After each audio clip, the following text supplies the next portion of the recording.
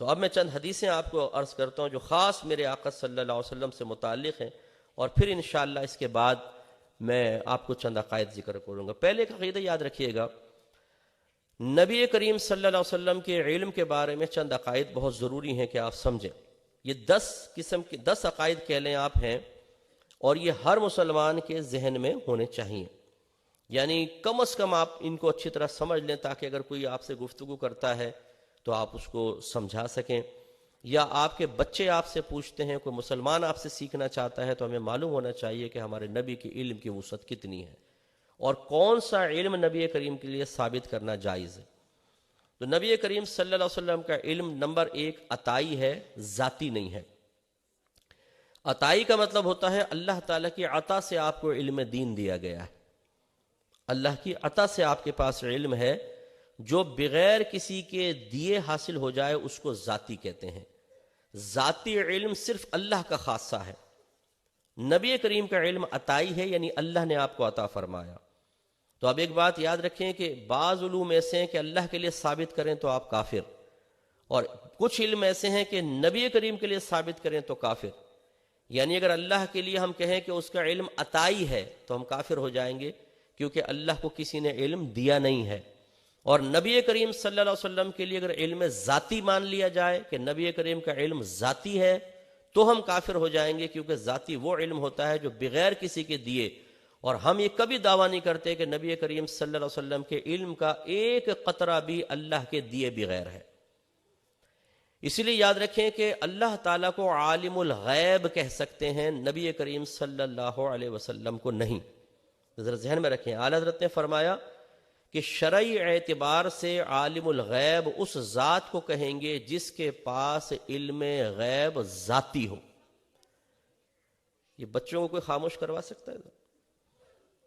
دیکھیں، آپ کو شاید میرے بیان میں اتنا لطف نہ آئے، کیونکہ آج میرا ارادہ ہے نبی کریم کے علم کے بارے میں، تو نہ کوئی میں جوش کروں گا، نہ جذبہ، نہ کوئی آواز کا اونچ نیچ، بس آپ ایک مسئلے چند سمجھیں۔ ابھی حدیثیں آئیں گی تو آپ سنیے گا، اور آپ یہ آج عقیدہ سمجھ کر جائیں کہ ہمارے نبی کے علم کی وسعت کتنی ہے۔ اپنے ٹائم کے اندر انشاءاللہ میں ختم کروں گا، تو غور سے اس کو سنیے۔ علم عالم الغیب کا لفظ، ویسے اس کا لفظی ترجمہ ہے غیب کا جاننے والا، لیکن شرعی اصطلاح میں عالم الغیب فقط اللہ تعالیٰ کو کہہ سکتے ہیں، غیر اللہ کو نہیں، کیونکہ اللہ تعالیٰ کا علم ذاتی ہے، اور عالم الغیب اسی ذات کو کہتے ہیں جس کے پاس علم غیب ذاتی ہو، عطائی نہ ہو۔ لہذا نبی کریم صلی اللہ علیہ وسلم کو شرعی اصطلاح میں عالم الغیب نہیں کہہ سکیں گے، ہم یوں کہیں گے کہ اللہ تعالیٰ نے اپنے کرم سے نبی کریم کو علم سے نوازا ہے۔ تو نمبر 1 نبی کریم کا علم عطائی ہے۔ دوسرا متناہی ہے، اس کی کوئی نہ کوئی حد ہے۔ اللہ کے علم کی کوئی حد نہیں ہے، نبی کریم صلی اللہ علیہ وسلم کے علم کی حد ہے۔ یہ الگ بات ہے کہ وہ حد بھی اتنی وسیع ہے کہ آپ کی میری نگاہ وہاں تک پہنچ نہیں سکتی ہے، کیونکہ علماء نے ارشاد فرمایا کہ نبی کریم صلی اللہ علیہ وسلم کے علم کی مثال بالکل ایسی ہے جیسے ایک چڑیا سمندر میں اپنی چونچ ڈال کر اٹھائے اور اس کی چونچ سے ایک قطرہ گرے، تو نبی کریم صلی اللہ علیہ وسلم کا علم ایسا ہے جیسا یہ سمندر، اور تمام مخلوق کا علم ایسا ہے جیسا اس کی چونچ سے گرنے والا ایک قطرہ۔ اور تمام مخلوق میں تمام فرشتے بھی ہیں، جن بھی ہیں، سب انسان بھی ہیں، ان سب کا علم نبی کریم کے علم کے مقابلے میں ایسا ہے جیسے سمندر کے مقابلے میں ایک چھوٹا سا قطرہ۔ تو نبی کریم کا علم کتنا ہوگا؟ لیکن جب ہم اللہ تعالیٰ کے علم کے مقابلے میں نبی کریم کے علم کو دیکھیں گے کہ تو اللہ کا علم لا متناہی اور نبی کریم کا متناہی ہے۔ تیسرا، نبی کریم کا علم حادث ہے۔ حادث کا مطلب ہوتا ہے وہی کہ پہلے نہیں تھا، بعد میں اللہ نے عطا فرمایا۔ پہلے آپ کے پاس نہیں تھا، بعد میں اللہ نے دیا، اس کو حادث کہتے ہیں۔ اور چوتھا، نبی کریم صلی اللہ علیہ وسلم کے علم پر فنا کا واقع ہونا ممکن ہے۔ یہ علم فنا ہو سکتا ہے، کیونکہ اللہ کا علم فنا نہیں ہو سکتا۔ نبی کریم کا فنا ہو سکتا ہے، لیکن کیا اس پر کبھی فنا واقع بھی ہوگی؟ واقع نہیں ہوگی۔ یوں سمجھ لیں کہ یہ مائک نکال کر میں آپ کو مار سکتا ہوں کہ نہیں؟ ممکن تو ہے، لیکن کیا ایسا ہوگا؟ نہیں۔ تو ضروری نہیں ہے کہ ہر ممکن واقع بھی ہو۔ نبی کریم صلی اللہ علیہ وسلم کے علم پر فنا واقع ہونا ممکن ہے، لیکن کبھی واقع نہیں ہوگی۔ بلکہ نبی کریم صلی اللہ علیہ وسلم روز بروز مائل بہ ترقی ہیں. اللہ تعالیٰ آپ کو ترقیاں اور عروج عطا فرماتا ہے، آپ کے کمال کو کبھی زوال نہیں ہے، کیونکہ اللہ نے فرمایا وَلَلْآخِرَةُ خَيْرٌ لَكَ مِنَ الْأُولَىٰ. اے حبیب، ہر آنے والی گھڑی آپ کے لیے پچھلی گھڑی سے افضل ہے. تو نبی کریم کا علم پر کبھی فنا واقع نہیں ہو سکتی. جو اللہ نے آپ کو عطا فرما دیا وہ ہمیشہ ہمیشہ کے لیے عطا فرمایا ہے. لہذا جتنی حدیثیں میں ابھی آپ کی خدمت میں ذکر کرنے والا ہوں، اس میں جو علمی وسعت نبی کریم صلی اللہ علیہ وسلم کے لیے ثابت ہے، سمجھ جائیں وہ قیامت تک کے لیے ہے، بلکہ ہمیشہ کے لیے ہے. کبھی بھی نبی کریم صلی اللہ علیہ وسلم سے وہ علم سلب نہیں کیا جائے گا، واپس نہیں لیا جائے گا. پانچواں ہمارا عقیدہ یہ ہے کہ نبی کریم صلی اللہ علیہ وسلم کو ما کانا وما یکون کا علم دیا گیا ہے. کس کا دیا گیا ہے؟ یہ لفظ دہرائیں، ما کانا وما یکون. ما مانے جو، کانا مانے ہو گیا، پھر وما اور جو یکون ہوگا. جو ہونے والا، جو ہوا تھا اور جو ہونے والا ہے، یہ تمام ما کانا وما یکون کے علوم نبی کریم کو دیے گئے ہیں. لیکن اس میں صحیح عقیدہ یاد رکھیے گا کہ جب سے چیزوں کی ابتدا ہوئی ہے، اللہ نے مخلوق کو پیدا کیا، اس وقت سے لے کر سرکار کے زمانے اقدس تک، اور پھر سرکار کے زمانے اقدس سے لے کر قیامت تک جتنی بھی چیزوں کا علم تھا، اللہ نے سب کا سب آپ کو عطا فرمایا. پھر قیامت کے بعد کی ہم تمام چیزوں کا علم سرکار کے لیے ثابت نہیں کرتے، بلکہ ہم کہتے ہیں جتنا نبی نے بتایا اتنا علم تو یقیناً نبی کریم صلی اللہ علیہ وسلم کے پاس ہے. باقی جس کے بارے میں سرکار نے خاموشی اختیار فرمائی، ہم نہ اس کو سرکار کے لیے ثابت کریں گے نہ انکار کریں گے. ہم جب سب جنت میں چلے جائیں گے اور جہنم میں چلے جائیں گے، پھر کیا ہوگا؟ کیا اللہ تعالیٰ کسی اور دنیا کو پیدا کرے گا؟ کیا اس میں اور مخلوق آئے گی؟ کیا اس میں پھر نبیوں کا نیا سلسلہ شروع ہوگا؟ کیا ہمارے آقا صلی اللہ علیہ وسلم اس دنیا میں بھی آخری نبی کی حیثیت سے دوبارہ مبعوث فرمائے جائیں گے؟ پھر تمام وہ معاملات ہوں گے یا نہیں؟ آگے کے بارے میں میرے آقا چونکہ خاموش ہیں، لہذا ہمارا دعویٰ یہ ہے کہ ہمارے آقا ابتدائے پیدائش سے لے کر اور قیامت تک ایک ایک چیز، ایک ایک ذرے کا علم رکھتے ہیں. لیکن قیامت کے بعد کے جتنی چیزوں کا علم آپ نے دیا وہی ہم ثابت کریں گے.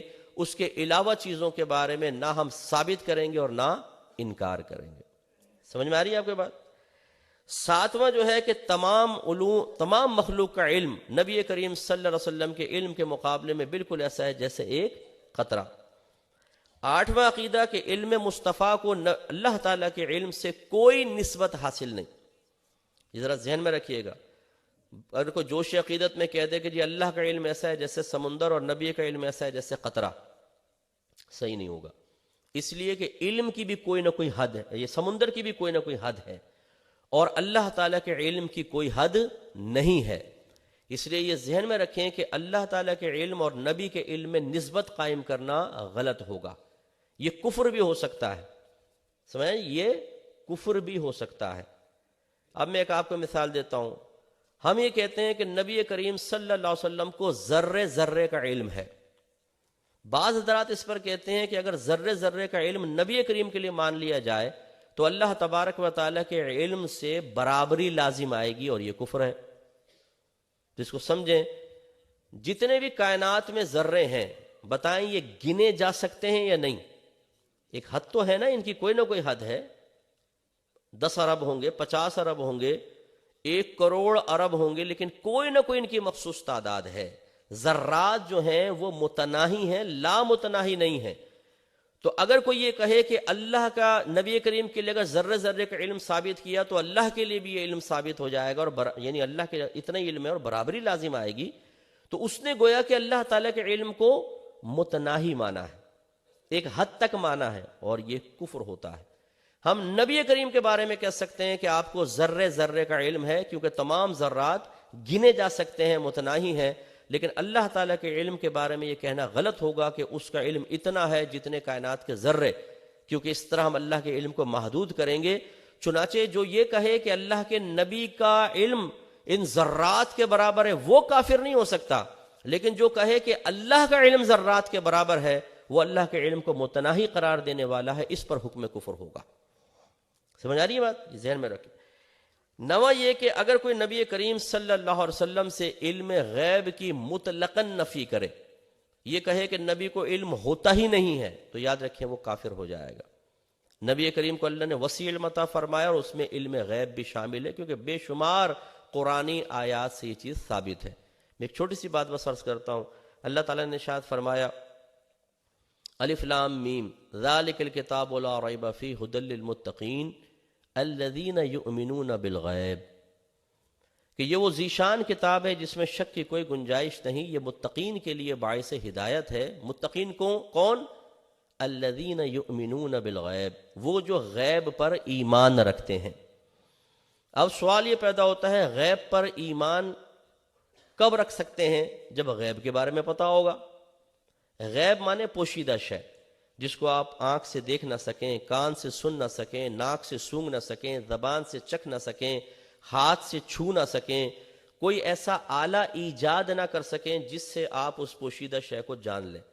جیسے مثال کے طور پہ اللہ تبارک و تعالی ہم دیکھ سکتے ہیں، اس کی آواز سن سکتے ہیں، کچھ سونگھ کے محسوس کر سکتے ہیں، زبان سے چکھ کر، چھو کر، کسی آلے کے ذریعے نہیں۔ تو اللہ تبارک و تعالی غیب ہے۔ تو جو پوشیدہ اس طرح کی شے ہوتی ہے اس کو غیب کہتے ہیں، اور اللہ تعالیٰ کیا فرما رہا ہے کہ متقین وہ ہوتے ہیں جو غیب پر ایمان رکھتے ہیں۔ اس کا مطلب یہ ہوا کہ ہمیں کچھ بتایا جائے گا کہ یہ غیب ہے، اس پر ایمان رکھو، یہ تمہارا امتحان ہے، کیونکہ تم اس کو کسی طرح نہیں جان سکتے، لیکن تمہارا نبی کہہ رہا ہے وہ چیز ہے تو مانو۔ اس کا مطلب یہ ہوا کہ ہر نبی اس لیے تشریف لاتے ہیں کہ وہ چند غیوب ہمارے سامنے ظاہر کر کے ہمیں اس پر یقین اور ایمان لانے کی دعوت دیں۔ تو اگر نبی کو علم غیب ہی نہ ہو تو آپ بتائیے وہ اس غیب کو ہمارے سامنے پیش کیسے کرے گا؟ تو اعلیٰ حضرت فرماتے ہیں کہ اور کوئی غیب کیا تم سے نہاں ہو بھلا، جب نہ خدا ہی چھپا تم پہ کروڑوں درود۔ تو نبی کریم نے غیوب کے بارے میں بتایا۔ اگر کوئی انکار کرتا ہے کہ ہم نبی کے لیے غیب مانتے نہیں ہیں بالکل، تو وہ کافر ہو جائے گا۔ ہاں اگر کوئی کہتا ہے کہ فلاں کوئی حدیث میں دیکھو اس سے ثابت ہو رہا ہے غیب نہیں، یعنی وہ کہتا ہے کہ غیب تو مانتا ہوں لیکن نبی کریم کو فلاں وقت علم غیب نہیں تھا، فلاں وقت نہیں تھا، فلاں وقت نہیں تھا، تو ہم اس کو گمراہ کہہ سکتے ہیں لیکن کافر نہیں۔ کوئی 100% انکار کر دے کہ نبی کو علم غیب نہیں ہوتا ہے تو وہ دائرہ اسلام سے خارج ہو جائے گا۔ تو یہ چند عقائد ہیں، اس کو ذہن میں رکھیں۔ اب ذرا نبی کریم صلی اللہ علیہ وسلم کی علمی وسعت پر چند دلائل سماعت فرمائے جو قرآن اور حدیث سے ثابت ہیں۔ نبی کریم صلی اللہ علیہ وسلم نے 40